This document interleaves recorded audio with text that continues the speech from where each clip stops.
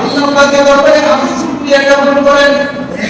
এই যে পবিত্র জুমার দিনে সমাজে মসজিদ প্রতিবেশীর ভিতরে এমন এমন বান্দা ছিল যারা গতকালকে সুস্থ ছিলেন, ভালো ছিলেন, মসজিদে আসার মতো শক্তি সামর্থ্য সবই তার মধ্যে ছিল, কিন্তু আজকে সময় মতো এসে সে মসজিদে আসতে পারে না।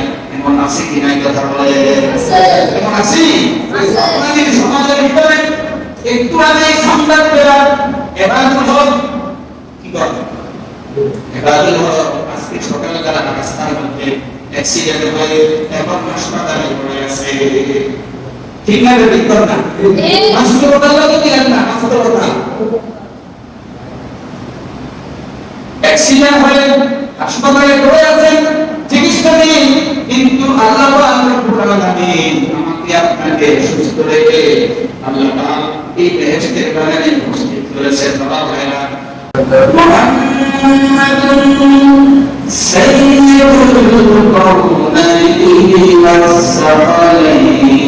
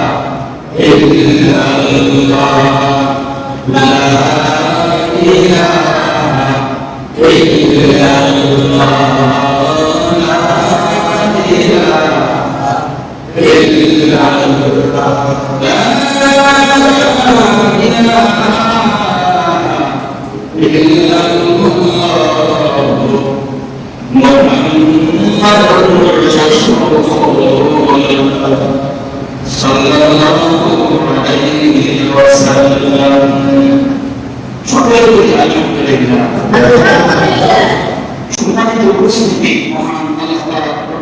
দিনের দরবারে আমরা শুকরিয়া জ্ঞাপন করি কি মহান আল্লাহ পাক রব্বুল আলামিন এই বিশ্ব চরাচর আল্লাহ পাকের সৃষ্টি মাখলুক কত যে আল্লাহর সৃষ্টি আছে। আমরা উপরের দিকে যখন তাকাই, উপরের দিকে আমরা শূন্য বর্ণ আমাদের দৃষ্টিতে আসে, কি বলে ঠিক না বেশি? আমরা দেখি আকাশটা যেন ওই পাহাড়ের পাশে কি লেগে আছে, দেখি না বলে আমাদের দৃষ্টিতে আমরা যখন পূর্ব দিকে তাকাই আমাদের পূর্ব দিকে কি পাহাড় না, ওই পাহাড়ের যেন ওই পাশে যেন কি আকাশটা যেন মাটির সাথে লেগে আছে। আসলে কি লেগে আছে? যদি আমরা দক্ষিণ দিকে তাকাই ওই রকম ভাবে আমরা দেখি ওই যে চরপাড়া পাশে দক্ষিণ পাশে যেন আকাশটা লেগে আছে, কিন্তু চরপাড়া দক্ষিণ পাশে যদি আমরা দেখি আবার দেখা যায় এরকম ওই গ্রাম দেখা গেলে ওই গ্রামের দক্ষিণ দিকে আকাশটা যেন লেগে আছে। যেই দিকে তাকাই এমনই অবস্থা যে বিশাল আকাশ মণ্ডল, এটার উপর ফিরা আছে। কথা বলেন, এই যে একটা গর্জি তৈরি করা হয়েছে, ফিরা আছে কি নাই? কথা বলেন, ষোলোটা ফিরারের মাধ্যমে এই গর্জিটা কি তারা এই ওজনটা ধরে আছে। বিশাল আকাশ, তাহলে তো একটা আকাশ কি একটা? কথা বলেন না, কিন্তু বুঝতে সবাই ওদিকে আকাশ কয়টা বলে? আকাশ সাদা সামাওয়াত, সামাওয়াত কত? সাতটাই কয় না? সাত আকাশ দেখছি। উপর দিকে তাকালে শূন্য মণ্ডলের পরে আমরা যে চাঁদ দেখি, সূর্য দেখি, তারকা নাকি রবীন্দ্র অসংখ্য তারকা নাকি আমাদের দৃষ্টিতে আসে, আসে কি আসে না? এটাই নিয়ে আকাশ নয়, এটাই আকাশ নয়, আকাশের গায়ে তারকা নয়, আকাশের গায়ে চন্দ্র নয়, আকাশের গায়ে সূর্য নয়। এগুলো আকাশের গায়ে লাগানো নয়। এটা সূর্য দেখি,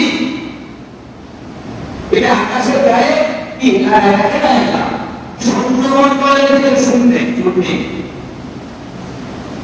এর বহু উপরে যারা আকাশ আকাশ আকাশের দূরত্বটা এভাবে নির্ণয় করা হয়েছে। আকাশের দূরত্বটা জমিন থেকে প্রথম আসমানের দূরত্ব এভাবে বর্ণনা করা হয়েছে। ওই সময় এখানে দূরত্বকামী এখন যেরকম রকেট চলে, বিমান চলে, চলে না? ওই সময় যখন ছিল না, রকেট বিমানের ব্যবস্থা ছিল না, তখন ছিল দ্রুতগামী ঘোড়া। ছিল দ্রুত তাপমান দ্রুতভাবে চলতে পারত ঘোড়া ছিল। কি ছিল? ঘোড়ার সাথে তুলনা করা হয়েছে। ঘোড়া দ্রুততার সাথে, ঘোড়ার চলনের সাথে এটা হিসাব করা হয়েছে। এভাবে রাসূলুল্লাহ সাল্লাল্লাহু আলাইহি ওয়াসাল্লাম করেছেন। একটা দ্রুতগামী ঘোড়া বিরামহীনভাবে 500 বছর, 1 বছর সমান 365 দিন হয়। 1 বছর কত দিন? আমরা একটু কথাবার্তা বলি, মহা করিয়ে একবারে মূর্তির মতো বসে থাকি, তো কার সামনে বলতে থাকি? মূর্তির সামনে বলতেছি না? জীবন ধারণ জীবন আছে, রূহ আছে শরীরের মধ্যে, এরকম মানুষের সামনে বলতেছি, তখন তারা বোঝা যাবে কি বলে। একটা দ্রুতগামী ঘোড়া 500 বছর, 1 বছর সমান বললেই বলে 365 দিনে 1 বছর হয়। 365 দিনে 500 দিয়ে যদি গুণ করা হয়, তাহলে দিনের হিসাব বাহির হবে। কিসের দিনে বাহির হবে? দিনের হিসাব বাহির হবে। একদিন সমান 24 ঘন্টা। এবার যদি ওই দিনগুলো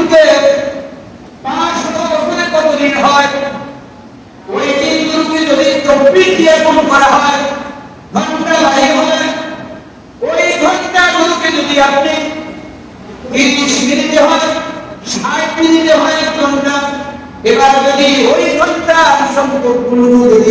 সংখ্যাগুলো যদি আপনি 60 দিয়ে যদি গুণ করেন, তাহলে বাহির হতে মিনিটের সময়, মিনিটের হিসাব যদি আপনি মিনিটের হিসাব যাবে একত্রিত করেন, 60 সেকেন্ডে হয় 1 মিনিট, এর পরবর্তীতে যদি আপনি 60 দিয়ে যদি গুণ করেন, হিসাবটা কত বড় হবে?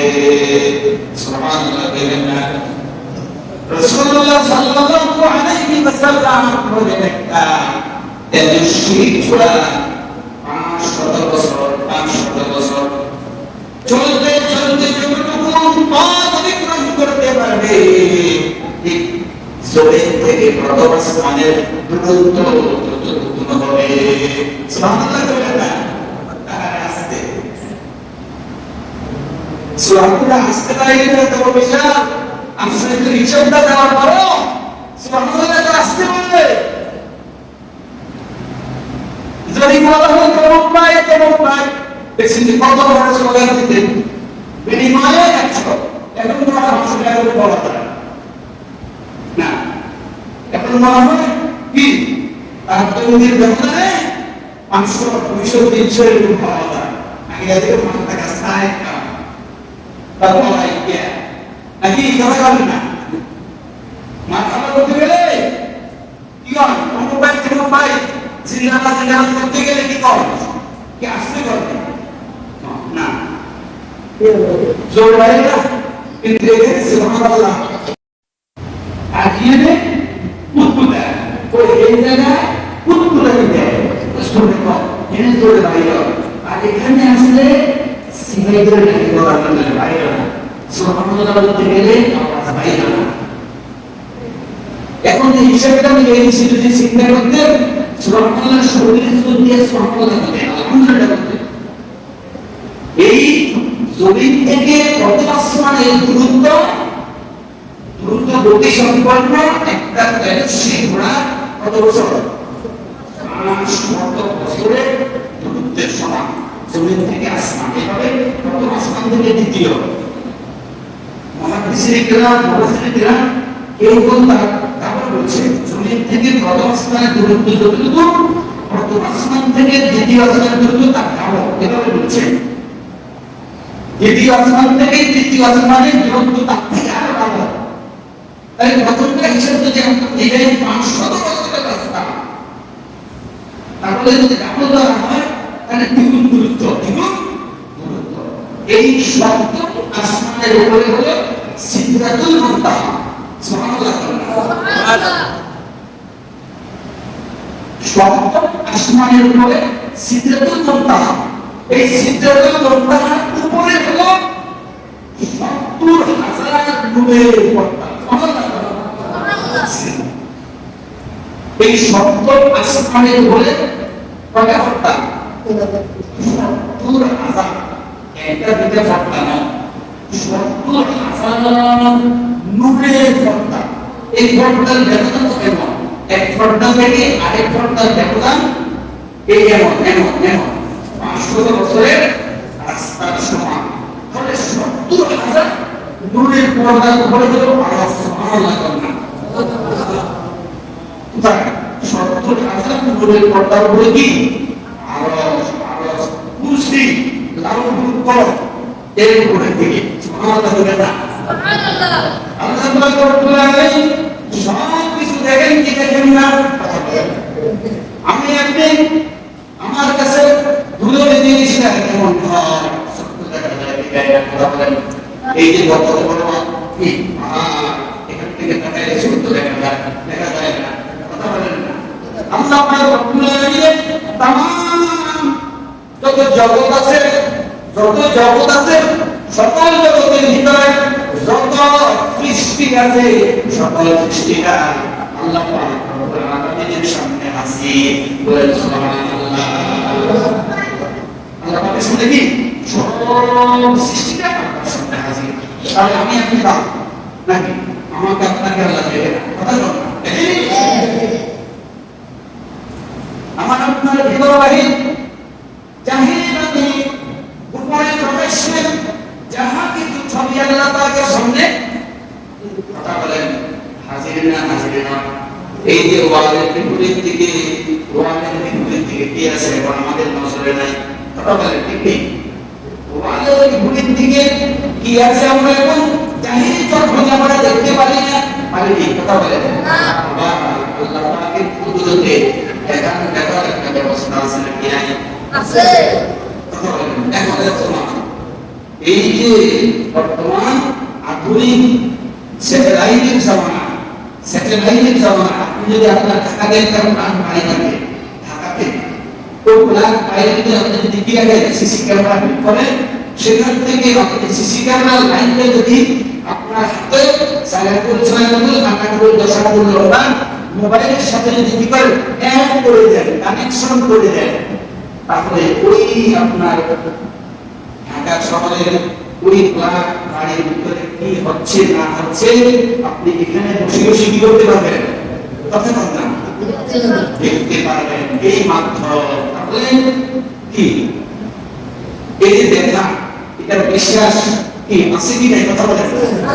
আল্লাহ আমাকে আপনাকে দেখেন, আমাদের জাহির ওয়ালের সবকিছু আল্লাহ দেখেন। ও বাবা ভাইরা, এরপরে আমার আপনাকে কি করতে হবে, বিশ্বাস স্থাপন করতে হবে ওই মহান সত্তা আল্লাহ রব্বুল আলামিনের প্রশংসা করেন সুবহানাল্লাহ। আল্লাহ পাকের প্রশংসায় আমরা সবাই বলি আলহামদুলিল্লাহ। কোরআনে কারীমে আল্লাহ রব্বুল আলামিন বলেন ওয়া ইয়াউমা ইয়া'আদ্দু যালিমু আলা ইয়াদাইহি ইয়াকুলু ইয়া লাইতানি ইত্তাখাযতু মা'আর রাসূলি সাবিলা। সুবহানাল্লাহ বলেন। আসলে দিন কঠিন মুসিবতের দিনে মানুষ বলাবলি করবে, এই দুনিয়াতে মানুষ কারো সঙ্গ দিয়ে থাকে, বন্ধুত্ব থাকে কি থাকে না, বন্ধুত্ব থাকে, একটা সম্পর্কের মাধ্যমে মানুষ চলাফেরা করে। এই যে যারা লিডারি করেন, সমাজ পরিচালনা করেন, দেশ পরিচালনা করেন, গ্রাম পরিচালনা করেন, এই সমস্ত লোকরা যদি একাকিত্ব হয়ে যায়, একা হয়ে যায়, তাদের কাছে ভালো লাগে না। যারা মাদ্রাসায় প্রতিবাদে প্রতি সময় শত শত ছাত্রের সামনে তারা বসে থাকে, ছাত্রদেরকে দশটায় শিক্ষা দেয়, এরা যখন একা হয়ে যায় তখন তাদের কাছে কি লাগে না, ভালো লাগে না, কারণ তারা সবসময় ছেড়ে পেরে নিয়ে তারা করেন, চলাফেরা করেন। ঠিক তেমনি মানুষ দুনিয়াতে হায়াতে জীবনে তার কেউ না কেউ তার সম্পর্কের বন্ধুত্বের মধ্যে আছে কি নাই? আছে। আসলে দিন কঠিন মুসিবতের দিনে এরকম ভাবে মানুষ এই যে সম্পর্ক দিয়েছিল, যাদের সাথে বন্ধুত্ব ছিল, সম্পর্ক ছিল, এই সম্পর্ক ব্যক্তিদের ব্যাপারে, সম্পর্কের সাথে যাদের সাথে ছিল তাদের ব্যাপারে আল্লাহ পাকের দরবারে তারা বলে ওয়ায়াউমা ইয়া'আদ্দু যালিমু আলা ইয়াদাইহি ইয়াকুলু ইয়া লাইতানি ইত্তাখাযতু মা'আর রাসূলি সাবিলা। ওই দিন তারা এমনি আক্ষেপ করে বলবো, ওই দিন তারা আক্ষেপ করে, অনুতাপ করে, অনুশোচনা করে। আয়াতুল কারীমা ব্যাখ্যায় মুফাসসিরিন কেরাম লেখেন, তারা নিজের হাত নিজের দাঁত দিয়ে কামড়াইতে হাতের বস্তুগুলো চিবাইতে আক্ষেপ অনুতাপ গ্রহণ করেন। তারা চিৎকার মেরে বলতে থাকবেন, কেন আমরা এদের সাথে বন্ধুত্ব স্থাপন করেছিলাম, সকাল সন্ধ্যা দুপুরবেলা একান্ত সময় তাদের সাথে বসে বসে আড্ডা, দুনিয়ার বিভিন্ন প্রকার অহিংসামূলক কথাবার্তার মাধ্যমে আমরা কেন তাদের সাথে সম্পর্ক গিয়েছিলাম, কেন মুহাম্মদুর রাসূলুল্লাহ সাল্লাল্লাহু আলাইহি ওয়াসাল্লামের সাথে বন্ধুত্ব কেন স্থাপন করি নাই? আচ্ছা বলেন তো দেখি, ওই দিন যদি এরকম ভাবে করা হয় গ্রাম হবে কথা বল না। তারা এই দুনিয়াতে রাসূলুল্লাহ সাল্লাল্লাহু আলাইহি ওয়াসাল্লামের সাথে বন্ধুত্ব স্থাপনের কোন প্রকার কি করে নাই, ব্যবস্থা করে নাই। বলতে পারেন হুজুর রাসূল সাল্লাল্লাহু আলাইহি ওয়াসাল্লাম তো এখন কি নাই দুনিয়াতে নাই, মদিনা গেলেও তো রাসূলকে এখন দেখা যায়নি, কথা বলেন না। না, রাসূল দুনিয়াকে তো পর্দা করেছেন, তাহলে রাসূলের সাথে আমার সম্পর্ক কিভাবে হবে? রাসূল সাল্লাল্লাহু আলাইহি ওয়াসাল্লামের সাথে এখনো কিয়ামত পর্যন্ত সম্পর্ক স্থাপনের ব্যবস্থা করা আছে। রাসূল যাহা ভালোবাসতেন, রাসূল যাহা ভালোবাসতেন সেই কাজগুলোর সাথে যদি আমার কি থাকে, ভালোবাসা থাকে, মহব্বত থাকে। রাসূলুল্লাহ সাল্লাল্লাহু আলাইহি ওয়াসাল্লাম তিনি যখন রাস্তা দিয়ে হাঁটতেন, আমরা হাঁটি, কথা বলেন না, আপনারা কথাগুলো বুঝেন না। রাসূলুল্লাহ সাল্লাল্লাহু আলাইহি ওয়াসাল্লাম রাস্তা দিয়ে যখন চলতেন, তখন রাস্তার ডান পাশ দিয়ে তিনি চলতেন। কোন পাশ দিয়ে? রাস্তার ডান পাশ দিয়ে চলতেন। এখন আমরা প্রয়োজনের তাগিদে, প্রয়োজনের জন্য আমরা কি এরকম ভাবে রাস্তা দিয়ে যাতায়াত করে কি করি না? কথা বলেন, করে কি করি না? যদি রাসূলুল্লাহ সাল্লাল্লাহু আলাইহি ওয়াসাল্লামের যেটা নিজে করতেন, রাস্তার ডান পাশ দিয়ে হাঁটতেন, যদি আমি এখন জেনে বুঝে ওই আমলটা যদি জারি রাখি, রাসূলুল্লাহ রাস্তা দিয়ে চলতে, ডান পাশ দিয়ে চলতেন, রাসূলের সেই কাজটাকে আমি জীবিত করব, জীবন্ত করব, আমিও রাস্তার ডান পাশ দিয়ে হাঁটব, সুবহানাল্লাহ। এই যে একটা কাজ রাসূলের জীবনে আমল ছিল, তাহলে যদি আপনি আজকের এই জীবনে 1500 সাড়ে 1400 বছর পরে যদি আপনি ওই কাজটা যদি জারি রাখেন, ওই কাজের মাধ্যমে রাসূলুল্লাহর সাথে আপনার বন্ধুত্ব স্থাপন হবে কি হবে না হবে? রাসূলুল্লাহ সাল্লাল্লাহু আলাইহি ওয়াসাল্লাম যখন রাস্তা দিয়ে হাঁটতেন, চলন্ত অবস্থায় তিনি বেশিরভাগ সময় নিচের দিকে তাকিয়ে তাকিয়ে হাঁটতেন। আমার আপনার চলার পথে ডান দিক দিয়ে চলার সময় আমি যদি রাস্তার নিচের দিকে দেখে দেখে যদি হাঁটি, কোন শক্ত বস্তু যদি রাস্তার মধ্যে কোথায় থাকে, তা আমার দৃষ্টিতে আসবে না, বলেন। তাহলে আমি ওই শক্ত বস্তুর সাথে আমার পায়ের ধাক্কা খাবে, এই কথা বলেন না, খাবে না। যেহেতু আমি দেখে দেখে হাঁটি, আমি দেখতেছি সামনে একটা গর্ত, যদি আমার দৃষ্টিটা উপরের দিকে থাকে অথবা সামনের দিকে থাকে, নিচের দিকে যদি না থাকে, তাহলে আমার পাওটা গর্তের ভিতরে পড়বে কি পড়বে না, কথা বলেন। জায়গাটা অত্যন্ত পিচ্ছিল জায়গা, পিছলা জায়গা, যদি আমার নিচের দিকে দৃষ্টি যদি না থাকে, রাসূলুল্লাহ সাল্লাল্লাহু আলাইহি ওয়াসাল্লাম পথ চলতে নিচের দিকে দেখে দেখে, সুবহানাল্লাহ। এরকম ভাবে যদি আমি ওই কাজটা যদি আমার জীবনে বাস্তবায়িত করি, এর মাধ্যমে রাসূলুল্লাহ সাল্লাল্লাহু আলাইহি ওয়াসাল্লামকে ভালোবাসা করব, সুবহানাল্লাহ। কথা বলেন, যদি গর্তটা দেখি, রাসূলুল্লাহ সাল্লাল্লাহু আলাইহি ওয়াসাল্লাম তারা কি করতেন? ভরত করে দিতেন। কি করতেন?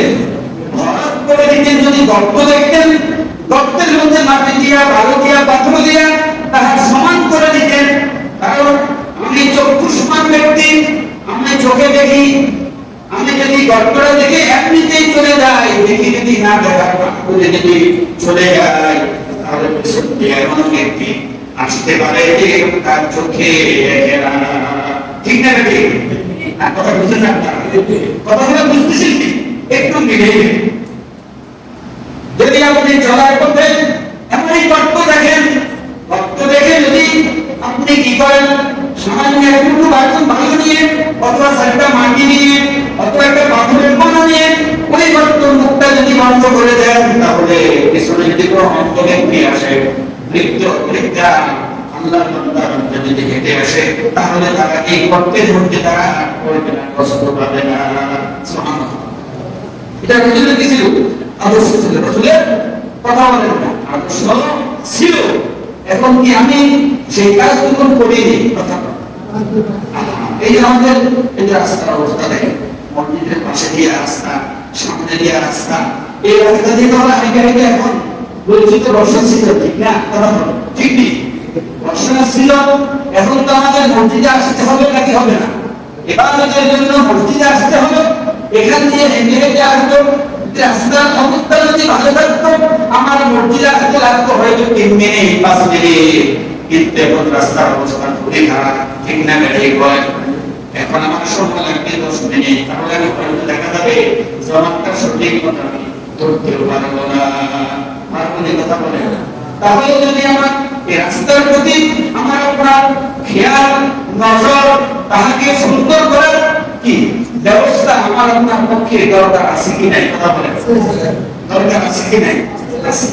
এই যে এখন বর্তমানে এখানে একটা মসজিদ, দুইটা প্রতিষ্ঠান, একটা হলো স্কুল আর একটা হলো কি এখানে মাদ্রাসা আছে। এই সমাজে পার্শ্ববর্তী সমাজের কচি কাঁচা ছেলেমেয়েরা এখানে প্রতিষ্ঠানে কি করে আছে, কিন্তু এই কাদার ভিতরে তারা আসতে জামা কাপড় বোঝা ওই দেশে একটা ছেলে পড়ি কি হচ্ছে একদম তার জামা কাপড় সব পড়ে গেছে। এখন ছেলে কিন্তু আমার বাড়িতে চলে যেতে হবে।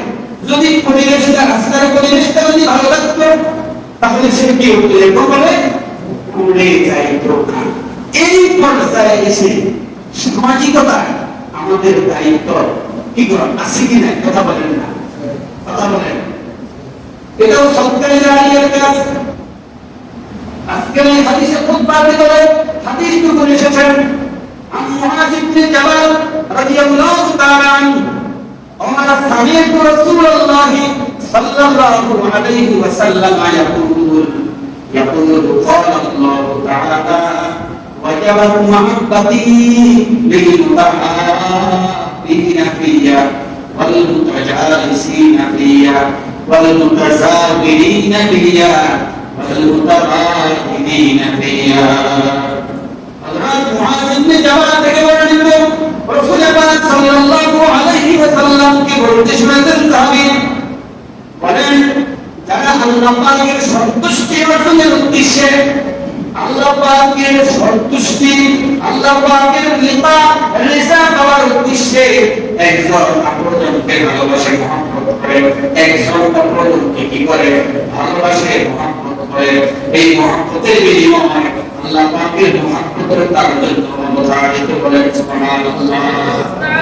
দ্বিতীয়ত রাসূল কারীম সাল্লাল্লাহু আলাইহি ওয়াসাল্লাম বলেন ওয়াল মুতাজালিসিনা ফিয়া, এবং আল্লাহ পাকের সন্তুষ্টি লাভের উদ্দেশ্যে যদি মাহফিলে মজলিস কায়েম করেন, আল্লাহ পাকের ইবাদত বন্দেগীর আলোচনা হবে, আল্লাহ পাকের শান মান বর্ণনা হবে, তাহা শোনার জন্য রাসূল কারীম সাল্লাল্লাহু আলাইহি ওয়াসাল্লামের রিসালাতের বর্ণনা হবে, তাহা শোনার জন্য যদি আপনি মজলিস মাহফিলে যদি আপনি একত্রিত হন, উদ্দেশ্য কি আল্লাহ পাকের সন্তুষ্টি, এই কাজের বিনিময়ে আল্লাহ পাকের মহব্বত আমার আপনার জন্য অবধারিত।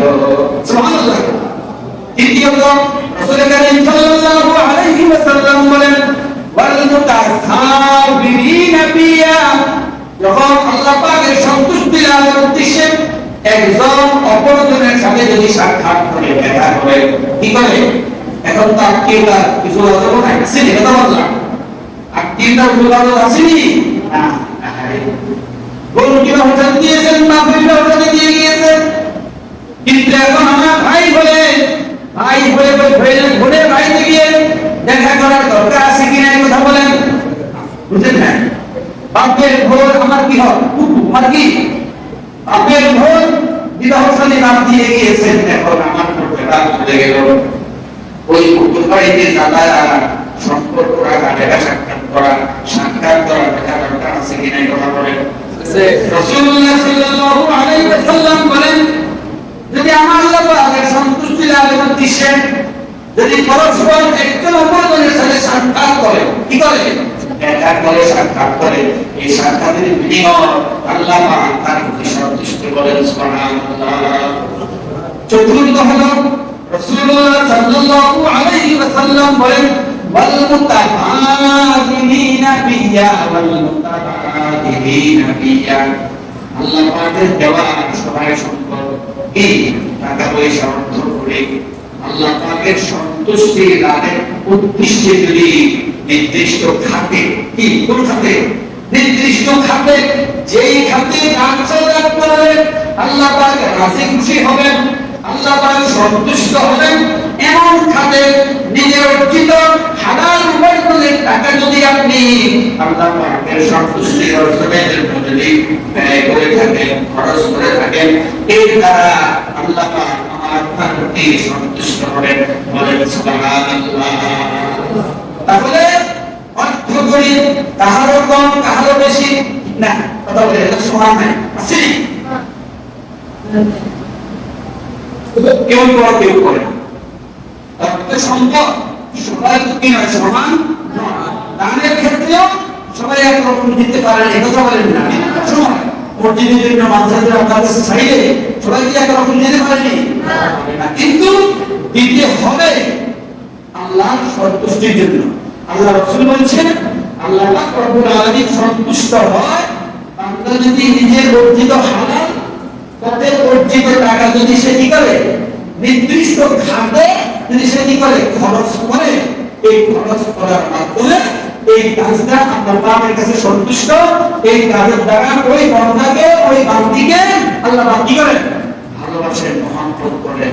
চতুর্থ নম্বরে এই আল্লাহ পাকের সন্তুষ্টি লাভে যে খাতটা, আমি আপনার অর্থ সম্পদ হালাল উপার্জনের আছে, এখন আপনার কাছে কিছু সম্পদ ছেলে আছে যদি বলে আমরা ওখানে বেহায়া মহিলা আইনা নর্তকী কর্তনী করুন, গান বাজনা করুন, টাকা দেন।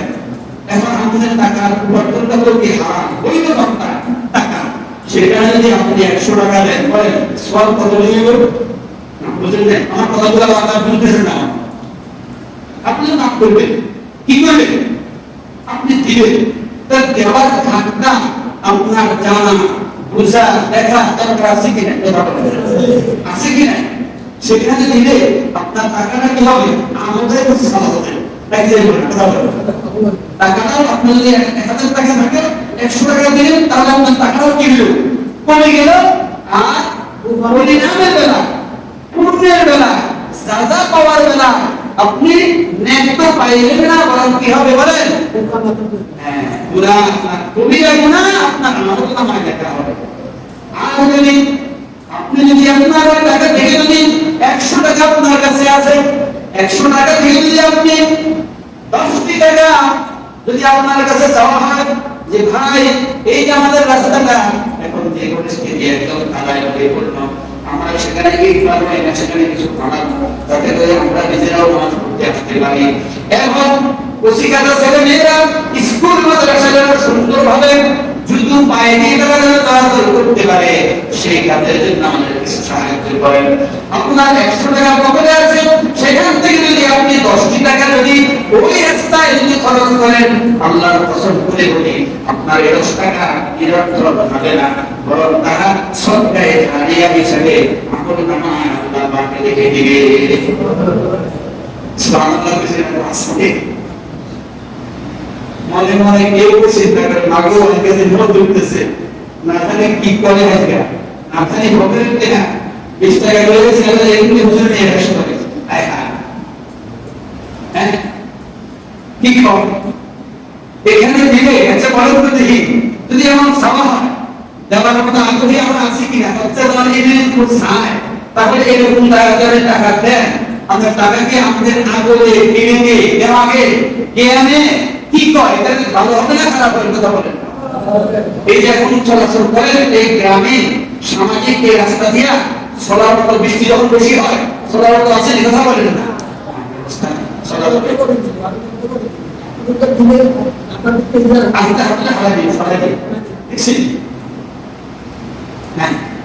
এটা আর দেখা দেখি বিভিন্ন জায়গায় দেখে এত সমাজ ব্যবস্থার এই জোড়ালো এত খারাপ কোথাও নাই, এত খারাপ রাস্তার এত খারাপ পরিণতি, রাস্তার এত খারাপ পরিণতি কোথাও নাই। খুব কম থাকলেও খুবই কম আছে, অথচ বিশ্ব রোডের পাশে আপনার আমাদের এই সমাজ, আমাদের এই সামাজিক রাস্তাঘাট আরো কি হওয়া দরকার ছিল, কথা বলেন না, কথা বলেন আল্লাহর দরকার ছিল না। যারা সমাজের ভিতরে গ্রামাঞ্চলের ভিতরে যাদের চোখ কান খোলা, তারা চিহ্নিত মানুষ, তাদের পরিচিতি আছে, তাদের উপর দায়িত্ব কর্তব্য আছে কিনা, এটা বলেন আছে, তাদের উপর দায়িত্ব কর্তব্য আসেনি, ওই দায়িত্ব কর্তব্যটুকু পালন করার জন্য আপনাদের অবশ্যই জবাবদিহি করতে হবে। একটা মানুষ, মৃত্যু মানুষ মসজিদে আসতেছে, মসজিদে জামাতে নামাজ পড়বে, লোকটা আসতে পারতেছে না রাস্তার দুর্ব্যবস্থার কারণে, সেখানে আপনি হস্তক্ষেপ করলেন না, হাত বাড়াইলেন না, সেই জন্য অবশ্যই আপনাকে জবাবদিহি হইতে হবে। এবার আমি আসল কথায় যাই আপনাদের কাছে, আমি দিলটা রাখা যাই যে এই যে আমরা চলাচল করি, মসজিদে আসি, ছেলেমেয়েরা স্কুল মাদ্রাসায় যায়, চলাচলের পথটা কত কঠিন পরিস্থিতির মধ্যে পড়ে আছে। এখানে একটা কিছু সলিউশন, এই বাক্যের ঘাতক শক্তি ফালাইলের জন্য একটা উদ্যোগ নিয়েছে আল্লাহ বিদেশ থেকে আয়সা, সে বিভিন্ন জনের কাছে যাইতেছে, ঘুরতেছে। এখানে আপনাদের একটু সাহায্য সহযোগিতার হাত আমাদের বাড়াইয়া দরকার আছে, কথা বলেন থাকলে, তাহলে আপনারা যে যেভাবে পারেন এই কাজটুকু আঞ্জাম দেবে। আরো গত বছর মনে করেন ধর্মীয় সাহেব সব আল্লাহ অনেকে কি করছে, ধর্মীয় আয়া মোটামুটি একটা ব্যবস্থা ছিল। তো সবসময় যেহেতু গাড়ি চলাফেরা করে, রাস্তা কি হবে, নষ্ট হবে। আমরা নিযুক্ত বিরাট ঠিকঠাক করি আমাদের চলাচল করার মতো পরিবেশ তৈরি করে দিতে হবে। এই উদ্যোগকে আপনারা স্বাগত জানায়, এই উদ্যোগকে স্বাগত জানায় একটু নিজেরাও বিরত হবে। এর সহযোগিতা যেভাবে করা দরকার, অর্থ হলে অর্থ, বুদ্ধি হলে বুদ্ধি, যেভাবে দেওয়া দরকার সেভাবে সহযোগিতা করে কাজটুকু যেন সুসমাধা হয়। সকলে বলেন আমিন। আমাদের মনে করেন এই যে আমাদের এই গ্রাম এবং এলাকা যুব সমাজ সুযোগ সমাজ কল্যাণ পরিষদ নেই, এরা বিভিন্ন সময় এই সামাজিক এই সমস্ত কাজগুলোর দ্বারা সহযোগিতা করে, অসুস্থ যারা হয় তাদের সহযোগিতা দ্বারা টাকা পয়সা দান করে। এই সংস্থার জন্য আপনারা দোয়া করবেন। এই সংস্থায় যারা আছেন তাদের জন্য দোয়া করবেন যেন তারা আল্লাহ পাক রব্বুল আলামিন তাদের জন্য রুজি রোজগারের মধ্যে আল্লাহ কি করে, কথা বলেন, বরকত দান করে, রুজি রোজগারের পথগুলো প্রশস্ত করে দেয়। আমি খবর নিয়েছি ইতিমধ্যে তারা বিভিন্ন খাতে, অসুস্থতার খাতে, বিধবার খাতে মারা চলতে পারে না, তারা তাদের জন্য বিভিন্ন প্রকার দান অনুদান তারা দিয়ে যাচ্ছে। আল্লাহ পাক রব্বুল আলামিন তাদের জন্য এই মনোবলকে আরো কি করেন, প্রবৃদ্ধি করেন। তাদের চাকরিদার আছেন, চাকরিদের বরকত দান করেন, তারা ব্যবসাতে আছে, তাদের ব্যবসার বরকত দান করেন। তাদের জন্য হ্যাঁ দরকার, মনে করেন